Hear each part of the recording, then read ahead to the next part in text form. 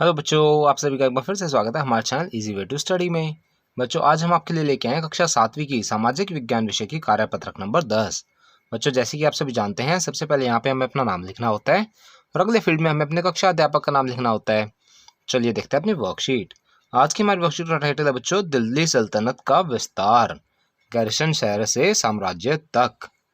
13वीं शताब्दी के आरंभिक वर्षों में दिल्ली के सुल्तानों का शासन गैरिसनों, रक्षक सैनिकों की टुकड़ियों के निवास के लिए बने मजबूत किलेबंद शहरों से परे शायद ही कभी फैला हो। शहरों से संबंध था, लेकिन उनसे दूर भीतरी प्रदेशों पर उनका नियंत्रण न के बराबर था। इसलिए उन्हें आवश्यक सामग्री, रसद आदि के लिए व्यापार कर या लूटमार कर पर ही निर्भर रहना पड़ता। दिल्ली से सुदूर बंगाल और सिंध के गैरिसन शहरों का नियंत्रण बहुत ही कठिन था। बगावत, युद्ध, यहाँ तक कि खराब मौसम से भी उनसे संपर्क के नाजुक सूत्र छिन्न भिन्न हो जाते थे। शासन के अफगानिस्तान से आने वाले हमलावरों और उन सूबेदारों से बराबर चुनौती मिलती रहती थी, जो जरा सी कमजोरी का आभास मिलते ही विद्रोह का झंडा खड़ा कर देते थे। इन चुनौतियों के चलते सल्तनत बड़ी मुश्किल से किसी तरह अपने आप को बचाए हुए थी।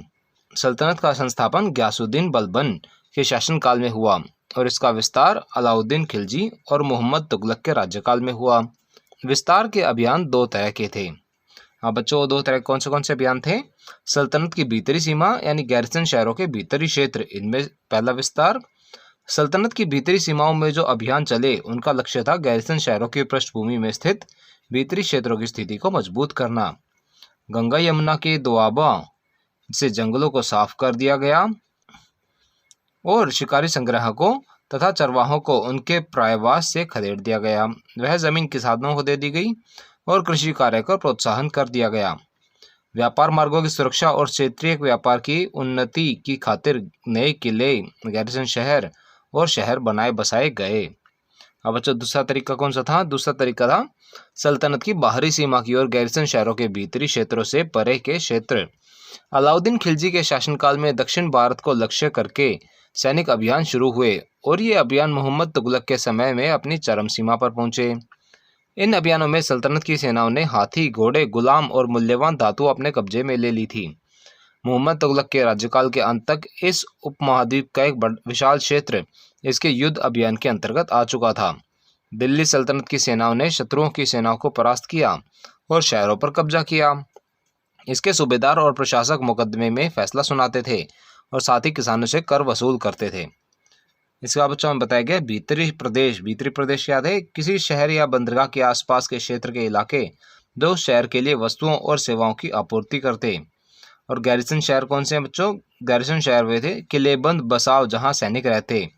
दोआबा क्या होता है? दोआबा दो नदियों के बीच की जमीन। इसके बाद बच्चों हमें कुछ प्रश्न दिए गए हैं, चलिए देखते हैं इन प्रश्नों के उत्तर। पहला प्रश्न है, दिल्ली सल्तनत से सुदूर दो गैरिसन शहरों के नाम लिखिए।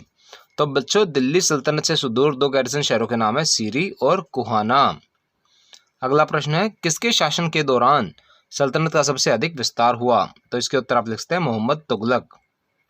अगला प्रश्न है, सल्तनत की भीतरी और बाहरी सीमा से आप क्या समझते हैं? तो इसके उत्तर में आप लिख सकते हैं बच्चों, भीतरी सीमा गैरिसन शहरों के भीतरी क्षेत्र और बाहरी सीमा गैरिसन शहरों के भीतरी क्षेत्र से परे का क्षेत्र, यानी भीतरी क्षेत्र के अलावा जो क्षेत्र था वह हो गया बाहरी सीमा। बच्चों, यह हमारी वर्कशीट का आखिरी प्रश्न था। इसी के साथ हमारी वर्कशीट यहाँ पर समाप्त होती है। आशा करते हैं आपको अच्छे समझ में आई होगी। बच्चों, अगर आपको हमारी वीडियो पसंद आई हो तो उसे लाइक करना और अपने फ्रेंड्स के साथ शेयर करना ना भूलें। साथ ही अगर आपका कोई क्वेश्चन है तो उसे आप कमेंट सेक्शन में ज़रूर पूछें। हम आपके क्वेश्चन को जल्द से जल्द आंसर करने की कोशिश करेंगे। और बच्चों, अगर अभी तक आपने हमारा चैनल सब्सक्राइब नहीं किया है तो ऐसी ही नई नई वीडियोस को देखते रहने के लिए हमारे चैनल को सब्सक्राइब करें।